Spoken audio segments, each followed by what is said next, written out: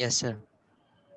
तो भाई ये ओवरऑल बात हो गई हमारे उस पे मल्टी डायमेंशनल एरे पे। ये वाला कोड चाहिए सबको, मैनुअल में वैसे मौजूद है। चलो शेयर कर देता हूँ, शेयर कर लेना। सीआर साहब अगर आप अवेलेबल हो तो शेयर कर देना सबको। बल्कि ये कंप्लीट नहीं आया, मैं 1 मिनट कंप्लीट देता हूँ।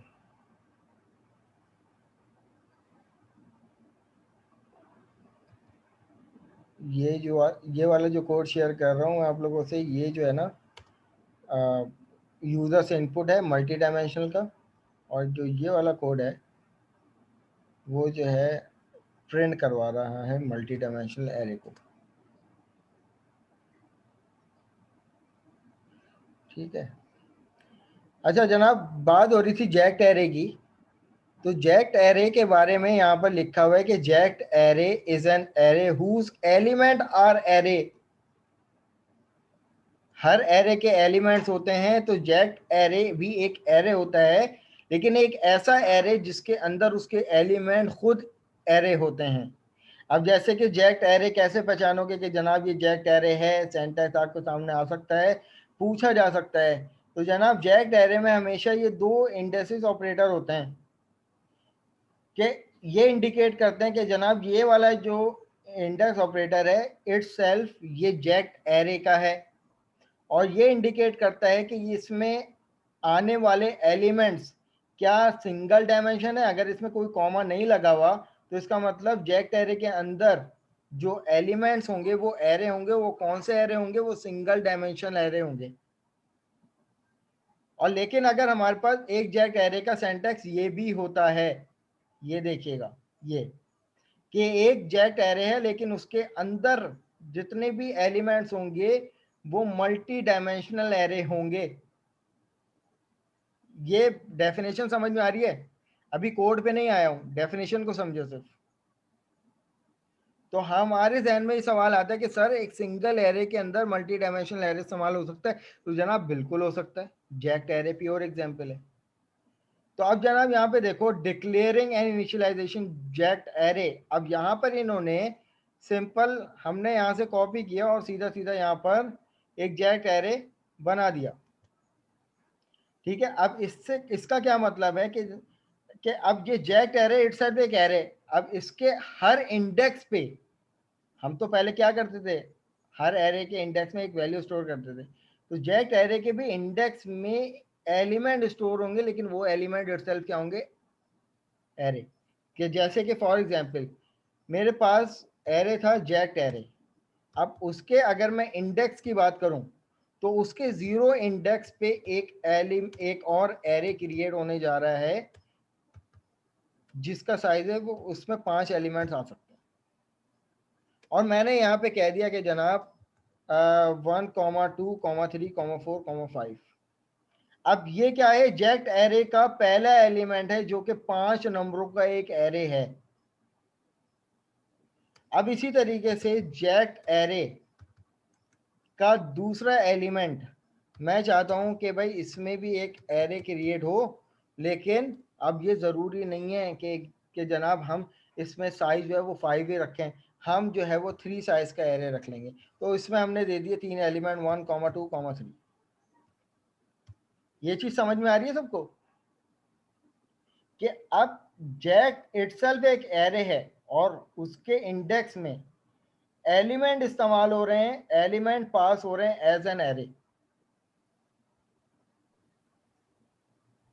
भाई ये मुझे बताओ, जैक्ट एरे कॉम्प्लेक्स तो नहीं लग रहा तुम लोगों को? समझ में आ रहा है?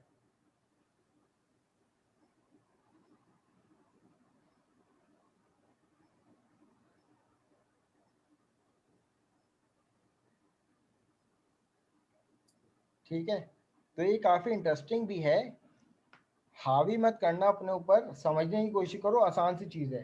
सिर्फ ये समझाया जा रहा है कि जैक वो एक एरे, वो एरे होता है जिसके एलिमेंट इटसेल्फ एक एरे होते हैं। तो यहाँ पर ये हमने बता दिया। अब हमारे पास इसी तरीके से अब ये जैक के अंदर कितने एलिमेंट आ सकते हैं कौन बताएगा? वो यहाँ पे बता दिया कि जैक के अंदर जो एलिमेंट होंगे जो कि इटसेल्फ एक एरे होंगे, कितने एरेज आ सकते हैं जनाब? 5 एरेज आ सकते हैं। सही। तो ये इसका एक अदद सिंटैक्स है। तो इन्होंने पहले इंडेक्सेस असाइन कर दी, उसके बाद वैल्यू दे दी। आप इस तरीके से भी कर सकते हो, लेकिन हमने जो ये वाला काम जो है वो इसी के साथ कर दिया। आप ऐसा भी कर सकते हो। सही। आप इस तरीके से भी बना सकते हो। ये जैक एरे बना दिया, उसके अंदर आपने कोई जैक को नहीं बताया कि जैक के एलिमेंट कितने होंगे, तो आपने दोनों को क्या कर दिया? नल कर दिया। तो आप इस तरीके से वैल्यू दे सकते हो कि एलिमेंट आ गए उसके इटसेल्फ एरे। अब इसी तरीके से देखो जैक एरे इस्तेमाल कहाँ होता है कि इसकी रियल वर्ल्ड एग्जांपल इन्होंने बताई हुई है कि भाई you are consider the jagged array as a movie ticket counter where ticket selling counter are fixed, rows are fix. यानी देखो ना, अगर हम लोग किसी भी फ्रेंचाइज में जाते हैं तो काउंटर बने होते हैं, बैंक में चले जाते हैं, पैसे अगर हमें जो है वो डिपॉजिट करवाने हैं या कोई भी काम है, काउंटर बने हुए होते हैं ना, उसमें नंबर चल रहा होता है। अब जनाब काउंटर जो होते हैं वो फिक्स होते हैं, तो काउंटर को हम कह सकते हैं कि जनाब नंबर ऑफ रॉज जो है वो फिक्स होती हैं, लेकिन हर काउंटर पे कितने कस्टमर आएंगे ये फिक्स नहीं होता। तो वो जो काउंटर है ना, कि how many number of counter, वो जैक एरे और उसके अंदर आने उस हर काउंटर के हर रो के अंदर जो एक कॉलम बनेगा, कितने नंबर ऑफ पार्टिसिपेंट आएंगे, कितने नंबर ऑफ कस्टमर आएंगे टिकट खरीदने या बैंक में पैसे जमा करवाने या फीस जमा करवाने। कोई फीस जमा करवाने आएगा, कोई डिपॉजिट करवाने आएगा, कोई कुछ काम से आएगा, कोई कुछ काम से आएगा। काउंटर फिक्स है तो यानी उसका मतलब जैक फिक्स है, लेकिन उसके अंदर आने वाले नंबर ऑफ कस्टमर ये फिक्स नहीं है। Is it clear? तो but you don't know how many number of people will standing in each counter. Queue, queue क्या होती है जनाब? आपकी लाइन होती है, जो लाइन बना के हम लोग खड़े हुए होते हैं, पहले आओ पहले पाओ। सही है, उसका ऑर्डर ये होता है। Column number are not fix, can vary on different rows. Number of column जो है वो वेरीज करते रहते हैं नंबर ऑफ रॉस से। अक्सर ऐसा होता है कि जनाब किसी कोई काउंटर में अगर दो खड़े हुए हैं कस्टमर, एक काउंटर पे एक कस्टमर खड़ा हुआ है, आप किस पे जाओगे? वही दो के पास खड़े रहोगे या अरे वन के पास जाओगे? जाहिर एक सी वाले। बात है। हाँ सही है। तो ये जैक एरे की एग्जाम्पल है। समझ में आई? रियल वर्ल्ड एग्जाम्पल समझ में आई जैक एरे की? तो jagged array is an array of array, therefore its element are reference type and are the initialized to null. इसके एलिमेंट जो होते हैं वो रेफरेंस टाइप होते हैं, उसमें आप बताते हो। It is possible to make jagged and multi dimensional array. क्या पॉसिबल है कि अगर जैक जो है वो सिंगल डायमेंशनल हो और उसके एरे के उसके जो एलिमेंट्स हों वो मल्टी डायमेंशनल हो? तो जनाब ये चीज़ पॉसिबल है। तो इन्होंने यहाँ पर पॉसिबल करके दिखाई है कि जैक जो है वो इटसेल्फ क्या था? सिंगल डायमेंशन था, लेकिन उसके अंदर इस्तेमाल होने वाले एलिमेंट जो थे वो क्या थे? वो मल्टी डायमेंशनल थे। तो अब यहाँ पे इन्होंने एक सप्लीमेंट्री एग्जाम्पल सॉल्व करके दिखाई है जनाब। हम भी यहाँ पर इसको लिखने के बजाय, क्योंकि अभी हमारी लैब नंबर 11 स्टार्ट नहीं हुई है, तो हम यहाँ से इसको सीधा सीधा कॉपी पेस्ट करेंगे। तो सबसे पहले तो आउटपुट चेक कर लेते हैं कि भाई आउटपुट सही आ रहा है। ठीक है भाई, आउटपुट सही आ रहा है। देखो जनाब, चलो पहले आउटपुट से समझो। ये नंबर ऑफ काउंटर हैं, काउंटर नंबर 1 2 3 4 ये फिक्स हैं, लेकिन इसमें आप देखो नंबर ऑफ कस्टमर क्या है वो फिक्स नहीं है। किसी में 2 कस्टमर हैं, किसी में 1 2 3 4 कस्टमर हैं, किसी में 1 2 3 4 5 6 कस्टमर हैं, किसी में ये कस्टमर है। बल्कि जबकि नंबर ऑफ एलिमेंट, तो ये नंबर ऑफ एलिमेंट क्या है? जैक्ट, ये जैक्ट है, ये फिक्स है। जैक के अंदर 4 एरेज आ सकते हैं। अब हर एरे में कितने नंबर ऑफ कस्टमर्स होंगे, कितनी नंबर ऑफ वैल्यू होंगी ये फिक्स नहीं है। तो यहाँ पे देखिए ये नहीं बताया हुआ इसमें, अनइनिशियलाइज है। Is it clear? तो आप यहाँ पे इम्प्लीमेंट कैसे करवा रहे हैं? अब जनाब कैसे बताएंगे कि भाई जैक्ट एरे है तो उसमें कितने नंबर ऑफ लूप लगेंगे? ये कौन आइडेंटिफाई करेगा? 2 नंबर ऑफ लूप क्यों लगेंगे? वो इसलिए लगेंगे जनाब 2 नंबर ऑफ लूप, क्योंकि दो जैक्ट इटसेल्फ क्या है, एक सिंगल एलिमेंट है, सिंगल एरे है, तो सिंगल एरे के लिए सिंगल लूप, और उसके अंदर इस्तेमाल होने वाले जो एरे हैं वो भी क्या हैं, सिंगल एलिमेंट, सिंगल एरे हैं, सिंगल डायमेंशनल है, तो हर एरे को रीड करवाने के लिए सिंगल लूप काफ़ी है। लेकिन अगर जनाब कहानी ये होती कि अगर इसके अंदर यूज होने वाले एलिमेंट अगर मल्टी डायमेंशनल होते, तो बताओ कितने लूप रिक्वायर्ड होते? सर ये होगा कि जितने डायमेंशंस होंगे उतने ही लूप लगेंगे। एक्सीलेंट, ये जवाब दोगे तो पूरे पूरे नंबर हैं। देखो ये डिपेंड करेगा डायमेंशन पे। अगर नंबर ऑफ एलिमेंट अगर 2 डायमेंशनल हुए, तो अब बताओ मुझे कि टोटल नंबर ऑफ लूप कितने होंगे, total number of loop jagged को भी मिलाकर? सर 4 हो जाएंगे। 4 होंगे? नहीं, 4 क्यों होंगे? सर एक तो जैक 3 का हो होंगे, गया। और 2 जो हाँ है वो डायमेंशनल होंगे। सर के 3 होंगे, डायमेंशंस। और अगर मैं एक और डायमेंशन बना दूं, तो अब मुझे बता सकते हो जैक को मिला के कितने लूप होंगे टोटल?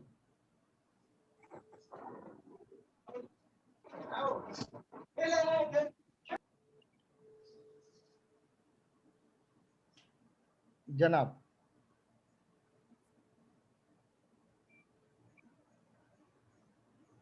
सर अब 4 लूप लगेंगे। 4 लूप लगेंगे। जैक को मिलाकर? Yes sir. सही है। तो अब यहाँ पर ये वाला जो एरे क्या है, ये 2 से ज्यादा डायमेंशन है, इसमें 3 डायमेंशन है, तो 3 लूप इसके और 1 लूप जो है वो जैक का। ठीक है। ये आम तौर पर जो आपके वीएलएम के टीचर हैं डॉक्टर खालिद खान साहब, ये जो है वो ये वाला सवाल लाजमी डिमॉन्स्ट्रेशन में पूछते हैं, क्योंकि मुझसे भी पूछा था इसलिए मुझे पता है। वो सीधा सीधा जब वो डिमॉन्स्ट्रेशन ले रहे होते हैं कैंडिडेट का, तो वो सीधा सीधा एक सवाल एरे से तो लाजमी पूछते हैं, ये तो उनका एक सवाल पक्का पक्का होता है। और वो सवाल ये होता है कि जनाब कैसे बताओगे कि अगर लूप में अगर जितनी नंबर ऑफ डायमेंशन है, तो बताओ अगर फॉर सपोज 4 डायमेंशन है एरे के अंदर, तो बताओ how many number of loop required to access that array? तो जितनी डायमेंशन होगी उतने ही लूप होंगे, तो सीधा सीधा ये सर जवाब ये होता है। प्रोजेक्ट डेमोन्स्ट्रेशन कब करवाई जाती है बेसिकली, मतलब किस सेमेस्टर में आकर होती है? प्रोजेक्ट डेमोन्स्ट्रेशन बेसिकली ऐसे होती है कि आपके सेमेस्टर में ना, तो अब जो है हमारे पास ये जैक एरे की भी कहानी हमें समझ में आ गई। अब जनाब ये हमारे पास फाइनली एरे जो है वो वाइंड अप होते हैं, और आप लोगों ने यकीनन एक्टिविटी परफॉर्म करके दे भी दी होगी। लैब नंबर 11 जनाब हमारे पास मेथड्स पे है। मेथड का कॉन्सेप्ट है किसी को? What is methods? क्या है अबाउट मेथड और फंक्शन, तुम शेयर कर लो भाई। गलत भी बता रहे हो तो इट्स ओके, नो इशू। जो चीज़ गलत होती है तो फिर वो गलत होके सही होती है फिर। जनाब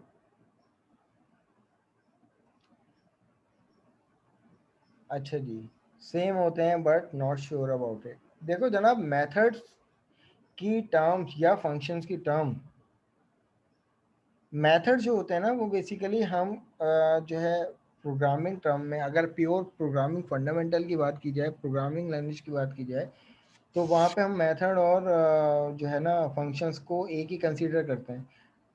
मोस्टली तौर पर या आम तौर पर लोग जो है इसको डिफ्रेंशिएट इनकी रिटर्न टाइप की वजह से करते हैं बस, कि अगर किसी मेथड में अगर वॉइड लगा हुआ हो तो उसको वो लोग मेथड कंसीडर करते हैं, और उसी मेथड में अगर वॉइड के अलावा कोई और टाइप हो like integer, string, float, decimal, तो उसको जनाब जो भी रिटर्न का कीवर्ड आता है उस मेथड में, तो उसको फंक्शन कंसीडर कर रहे होते हैं, जबकि होते हैं दोनों एक चीज है। ठीक है, तो जनाब यहाँ पर इन्होंने क्या कहा हुआ है फंक्शंस के बारे में। फंक्शन आमतौर पर हमारे पास इस्तेमाल इसलिए होते हैं कि अगर आपको कोई भी ब्लॉक ऑफ कोड आप एक जगह उस किसी भी मेथड में बाइंड करते हो और उसी मेथड को बार बार जगह जगह इम्प्लीमेंट करवा लेते हो। तो अगर फॉर एग्जांपल एक छोटी सी मिसाल लेते हैं, कैलकुलेटर में एक बटन होता है एडिशन का, एक बटन होता है सब्ट्रैक्शन का, एक बटन होता है मल्टीप्लाई का, डिवाइड का, यानी अर्थमेटिक बटन जो होता है। तो अगर मुझे एडिशन परफॉर्म करनी होती है कि वो तो सिंपल एडिशन भी होती है कि भाई मैंने दो नंबरों को ऐड कर लिया और जनाब सम जनरेट करके दिखा दिया। क्या एडिशन सिर्फ वहीं कैलकुलेटर में ही परफॉर्म होती है? नहीं, हमारी और डिफरेंट कैलकुलेशन में भी एडिशन परफॉर्म हो रही होती है। तो जनाब वो ब्लॉक ऑफ कोड जो एक जगह से ज़्यादा डिफरेंट प्लेसेस पे सेम कोड अगर इस्तेमाल हो तो आप क्या करते हो, उसको मेथड में बाइंड कर लेते हो और उस मेथड को जगह जगह एज पर रिक्वायरमेंट क्या करते हो, इम्प्लीमेंट करते हो। अब एक मिसाल आपको देता हूँ, आप सबको पता है इसके बारे में, कंसोल डॉट राइट लाइन क्या होता है?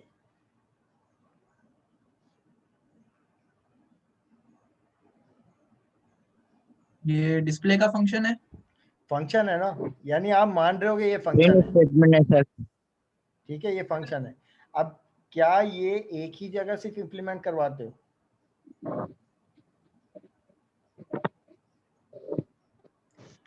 इसका काम क्या होता है पहले तो ये मुझे बताओ। ये क्या करवाता है? ये जो है कोई भी आर्गुमेंट के तौर पर कोई वेरिएबल प्रिंट करवाते या हैं। कोई स्ट्रिंग, इसका काम है कि यूजर से जो भी आ रहा है उसको प्रिंट करवाना। यूजर से इनपुट लेना नहीं, जो भी यूजर इसके इस फंक्शन में डिफाइन कर रहा है या तो कोई वेरिएबल के थ्रू कर रहा है इस तरीके से, जैसे कि for example integer a equal to 10, और अगर मैं यहाँ पर मुझे 10 प्रिंट करवाना तो मैंने a दे दिया। तो अब इस फंक्शन में अब ये जो है वो एक वेरिएबल पास हुआ है। अगर कोई यूजर चाहता है कि कोई स्ट्रिंग प्रिंट करवाना है, जैसे कि मैं अपना नाम प्रिंट करवा देता हूँ, तो इस मेथड का क्या काम है? इस मेथड की फंक्शनलिटी ये है कि यूजर जो भी कुछ इसमें डिफाइन करे वो प्रिंट करवा दो। तो अब यकीनन इस मेथड के पीछे कोई ना कोई तो कोडिंग हुई होगी ना, कि जो ये फंक्शन परफॉर्म हो रहा है कि जनाब ये प्रिंट करवा रहा है। अब वो कोडिंग इस मेथड के अंदर बाइंड है और इस मेथड को हम 85 जगह डिस्प्ले के तौर पर इंप्लीमेंट कर रहे होते हैं। यहां तक मुझे एक्नॉलेज करो कि क्या मैं ये बात को गलत कह रहा हूं या नहीं? ये फलसफा समझ में आया मेथड का? मतलब सर ये कंसोल डॉट राइट लाइन के अंदर प्री डिफाइन एक फंक्शन है या एक मेथड है? कोड बना हुआ है, इसमें एक कोड डिफाइन है, जिस कोड का नाम है कि अगर मैं यहाँ पर इसकी डेफिनेशन में जाऊँ ना, गो टू डेफिनेशन, तो अब यहाँ पर देखो कि public static wide right line, कितने मेथड हैं, ये पूरा कोड जो है वो कंसोल में डिफाइन है। कि इसका मतलब ये है कि इसमें हर टाइप की वैल्यू प्रिंट हो सकती है। आप यहाँ पे देख लो कितनी तादाद है, कितनी टाइप्स हैं, बूलियन, इंटीजर, इवेंट्स, वाइड ही क्यों ना हो। इस कंसोल डॉट राइट लाइन के अंदर हम कोई यूजर डिफाइंड मेथड भी बना सकते हैं। इसमें जनाब स्ट्रिंग टाइप आ गई, वॉट एवर यू वांट, जितनी। अब ये पूरा मुकम्मल कोड है जनाब जो कि कंसोल डॉट राइट लाइन में। और यहाँ पे देखिए कि अगर पब्लिक स्टैटिक कंसोल कलर, अब इसको भी अगर मैं एक्सप्लोर करूँ ना तो इसमें भी मजीद इसकी डिस्क्रिप्शन है। और यहाँ पे देखिए इसकी पूरी प्रॉपर्टी सेट हुई है। तो आप यहाँ पे नोटिस कर रहे हो कि अगर मैंने यहाँ पर सिर्फ कंसोल डॉट यानी राइट लाइन पे जाकर उसकी डेफिनेशन पे गया, गो टू डेफिनेशन, तो इसके पीछे ये कहानी चल रही है पूरी। राइट लाइन के मेथड चल रहे हैं कि जो कि प्रिंट करवाएगा, आपका बूलियन भी प्रिंट करवाएगा, कैरेक्टर भी प्रिंट करवा सकता है, कैरेक्टर का एरे भी प्रिंट करवा सकता है, और इसी तरीके से double type, float type, integer type, what ever. तो राइट लाइन का क्या मतलब है? राइट लाइन जो है वो काम करवाता है प्रिंट करवाने के लिए। अब इसमें आप या तो स्ट्रिंग भी दे सकते हो, इसमें कोई वेरिएबल भी दे सकते हो। अब ये मेथड एक दफ़ा बन चुका है, इसका कोड जो है वो एक दफ़ा बन चुका है, इस मेथड में बाइंड हो चुका है। अब हम बाकायदा अगर हमें सिर्फ क्या करवाना होता कि अगर हमें मेथड में बाइंड नहीं करते तो ये जो मैंने आपको पूरा जो कोड दिखाया ना वो हमें जगह जगह इस्तेमाल करना पड़ता। तो BS कंप्यूटर साइंस में कोई आता भी नहीं अगर मेथड ना होता तो मेथड की क्या टर्म है कि आप एक बने बनाए कोड को एक मेथड में बाइंड करो, और अगर आपको उसी कोड को अगर मल्टीपल टाइम मल्टीपल प्लेसेस पे अगर इम्प्लीमेंट करना है तो आप क्या करो, सिंपल उस मेथड से कॉल करवाते हुए चले जाओ। आपका लाइन ऑफ कोड जो है वो क्या हो जाएगा, रिड्यूस होता जाएगा, और जो है वो कोड आपका एफिशिएंट भी होगा। अब यहाँ पर इसके अकॉर्डिंग क्या कह रहे हैं कि to solve the certain task specially if it is complex one. जो मैंने आपको बताया कि इसकी डेफिनेशन पे मैं गया तो एक इतना बड़ा कोड था कि जो दिखने में तो सही था, लेकिन अगर आप उसमें घुसने की कोशिश करते हैं ना तो शायद आप कंफ्यूज हो जाते हैं। तो यहाँ पे क्या कह रहे हैं, complex one, we apply the method that ancient Roman, जिसको हम लोग कहते हैं डिवाइड एंड कॉन्क्यूर। इसका मतलब ये है कि आपने पूरा जो भी कॉम्प्लेक्स जो कोड था वॉट एवर उसको आपने बाइंड कर लिया, और या तो उसको आपने डिवाइड कर दिया मेथड्स में। कि अब जैसे कि फॉर एग्जांपल कंसोल से बिलोंग एक मेथड इसका ये है, कंसोल की क्लास से बिलोंग एक मेथड इसका ये है, और इसी तरीके से कंसोल से बिलोंग इसके 10 मेथड है। अगर मैं यहाँ पर सिर्फ लिखता हूँ कंसोल, तो ये कंसोल क्या है, क्लास है, क्लास से बिलोंग इसके देखो ये 10 मेथड है, ये प्रॉपर्टीज आ गई और ये मेथड्स आ गए। तो ऐसे पूरे इंटेलिजेंस भरी हुई प्रॉपर्टीज और मेथड के बारे में। तो इसमें से हमने कौन सा मेथड पिक किया जनाब, राइट लाइन की बात कर रहे हैं। तो राइट लाइन की फंक्शनलिटी क्या है, टू डिस्प्ले योर कोड। अब इसके पीछे जो कोडिंग हुई वो इस मेथड में बाइंड है, तो हम बाकायदा उस कोड को बार बार लिखने के हम उस वो कोड इस मेथड में बाइंड है, हम इस मेथड को इम्प्लीमेंट कर रहे हैं अपने रिक्वायरमेंट के मुताबिक। अब आप यहाँ पे ये देखो कि ये वाला राइट लाइन का मेथड भी हम अपनी रिक्वायरमेंट के मुताबिक यूज़ करते हैं, कि जैसे कि मैंने अभी एरे में इस्तेमाल किया कि पेरेंट लूप के अंदर मैं सिर्फ कंसोल और राइट लाइन कर रहा था, उसका क्या मतलब था, लाइन ब्रेक करना। और नेस्टेड लूप के अंदर मैं कंसोल और राइट लाइन के अंदर कुछ ना कुछ वैल्यू दे रहा था इस तरह। तो इसका मतलब ये है कि मेथड के अंदर मैंने पैरामीटर भी दे दिया, इसको कहते हैं पैरामीटर। और अगर मैं कोई ना दूं तो इसका मतलब ये होता है कि ये मेथड जो है वो एक नॉन पैरामीटराइज मेथड है, इसमें कोई पैरामीटर नहीं है।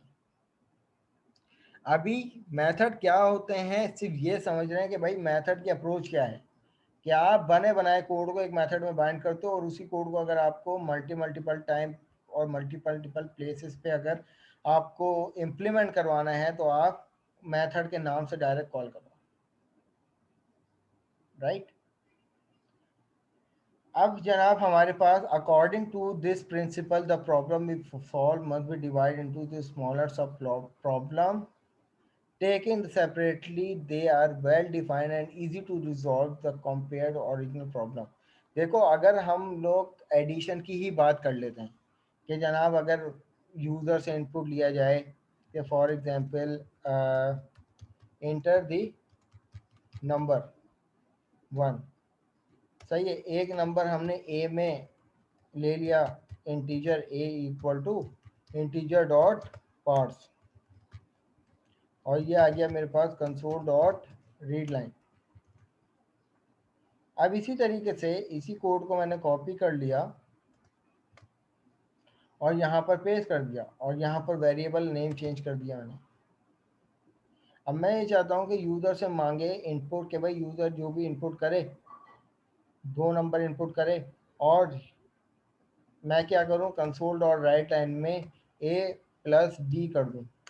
तो जब भी 2 यूज़र से इनपुट आएंगे तो नेक्स्ट लाइन में उन दोनों का क्या आ जाएगा, सम आ जाएगा। तो अब मैं चाहता हूँ कि बजाय मुझे बार बार ये वाला काम करने के मैं क्या करूं कि एक मेथड क्यों ना बना लूं ऐसा। अब इसी तरीके से इसकी एक और मिसाल इस तरीके से ले लो कि simple console dot right line है, इसमें आपका नाम लिखा हुआ है, फॉर एग्जाम्पल मैं लिख देता हूँ नेम अली, ठीक है। अब ये वाले अली जो है वो 5 दफ़ा यहाँ पर लिखा हुआ है, 1 2 3 4 5, ठीक है। अब मैं चाहता हूँ कि भाई ये जो अली है वो 10 दफ़ा प्रिंट हो जाए, तो क्या करूँगा, इन्हीं 5 को मैं कॉपी करूँगा और दोबारा यहाँ पे लिख दूंगा। तो ये हो गया भाई 1 2 3 4 5 6 7 8 9 10। मैं चाह रहा हूँ 20 दफ़ा प्रिंट हो जाए, तो भाई जनाब मैंने इन सबको कॉपी कर लिया और जनाब यहाँ पर नेक्स्ट लाइन में प्रिंट करवा दिया।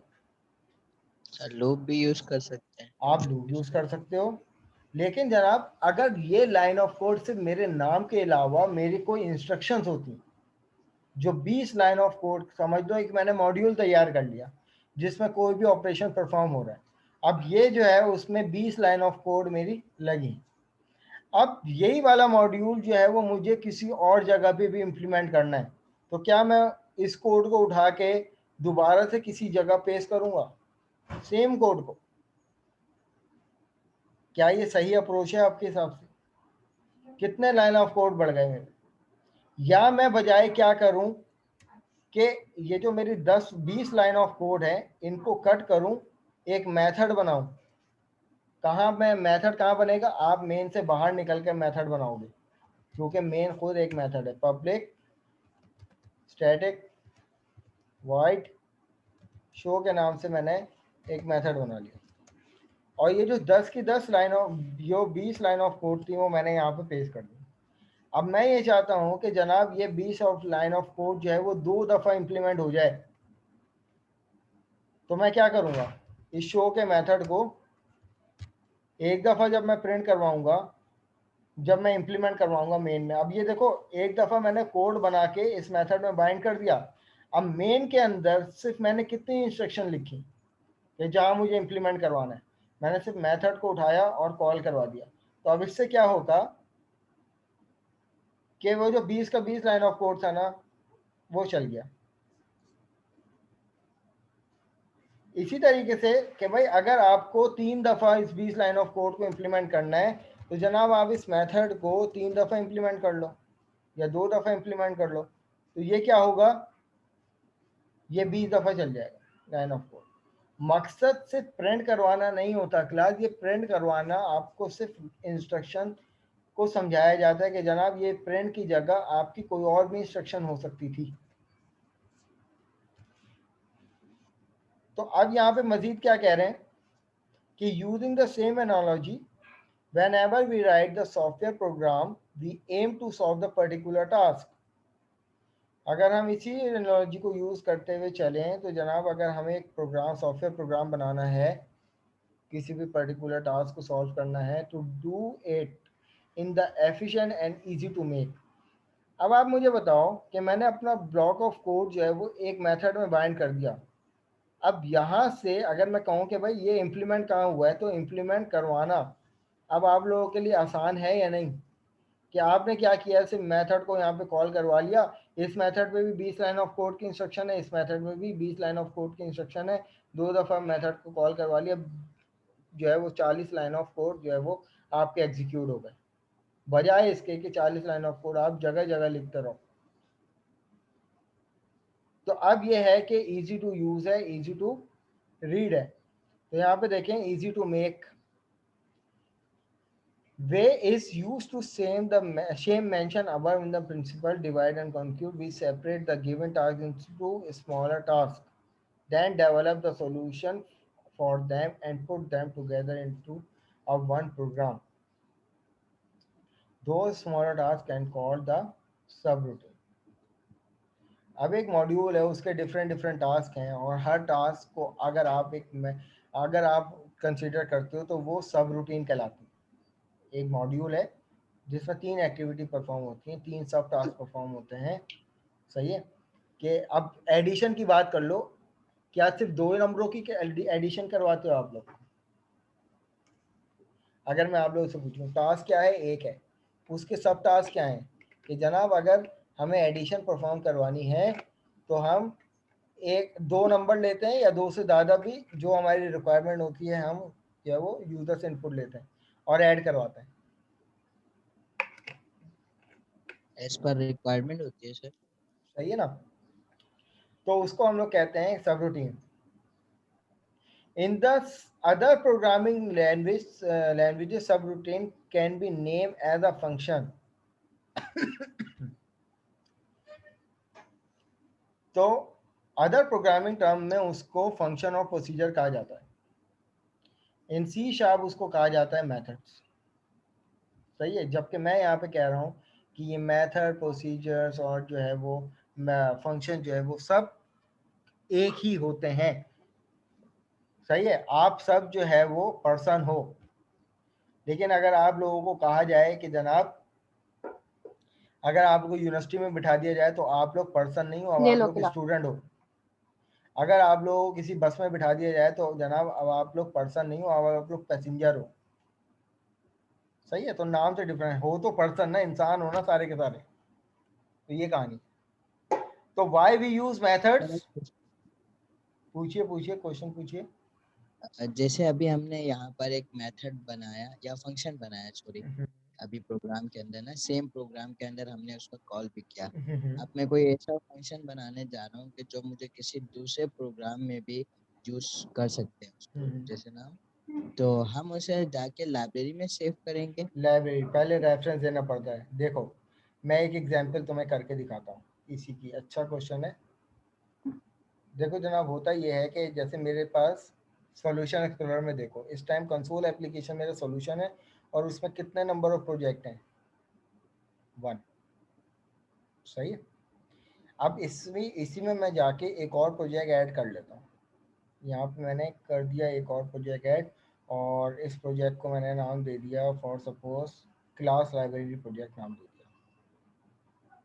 अब यहाँ पे नोटिस करना कि अब कंसोल एप्लीकेशन के अंदर कितने प्रोजेक्ट्स आ गए। ये कंसोल एप्लीकेशन और क्लास लाइब्रेरी ये दो अलग अलग प्रोजेक्ट हैं। ये जो क्लास लाइब्रेरी है, नेम स्पेस देखो इसकी क्लास लाइब्रेरी है, और यहाँ पर इसकी नेम स्पेस देखो ये कंसोल एप्लीकेशन है।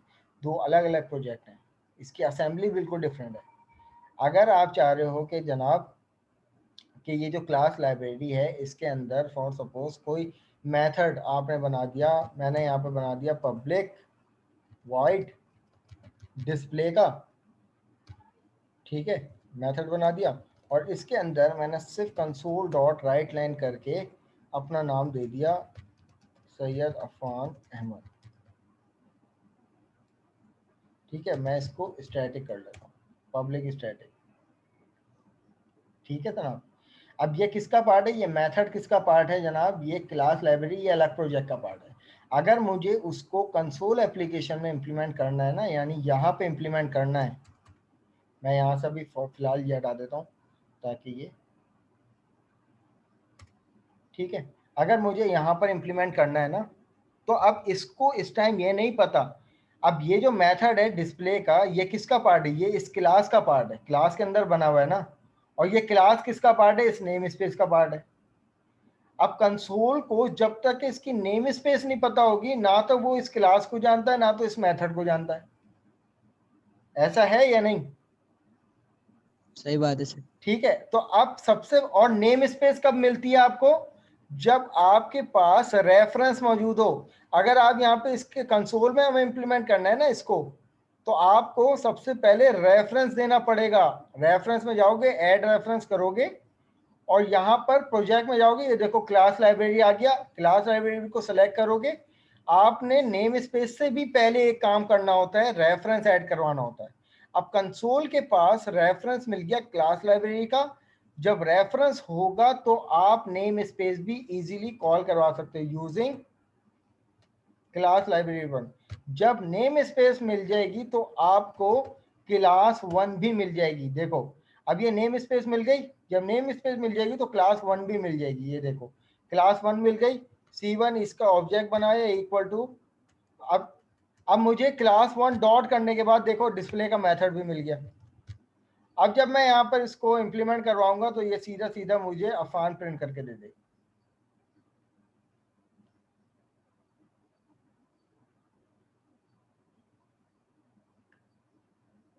Is it clear? तो आप ये चीज भी पॉसिबल है, लेकिन बशर्त ये है कि रेफरेंस पहले मौजूद होना चाहिए। रेफरेंस होगा तो नेम स्पेस मिलेगी, नेम स्पेस मिलेगी तो क्लासेस और मेथड कॉल होंगे। अब ये क्लास के नाम से इसलिए हुआ क्योंकि ये स्टैटिक मेथड है, ये object oriented programming second semester में बड़ी डिटेल से पढ़ने वाले हो तुम लोग अगले सेमेस्टर में, ये तमाम चीजें, ये ऊप का पार्ट है, लेकिन तुम्हारी रिक्वायरमेंट थी तो इसलिए मैंने तुम लोगों को बता दिया। ये सेशन एंड होने जा रहा है हमारा, लेस देन अ मिनट रह गया, आप लोग दोबारा रिज्वाइन करना है इसके बाद। भाई आपका सवाल हो गया, यही पूछना चाह रहे थे तुम? Yes sir. ठीक है।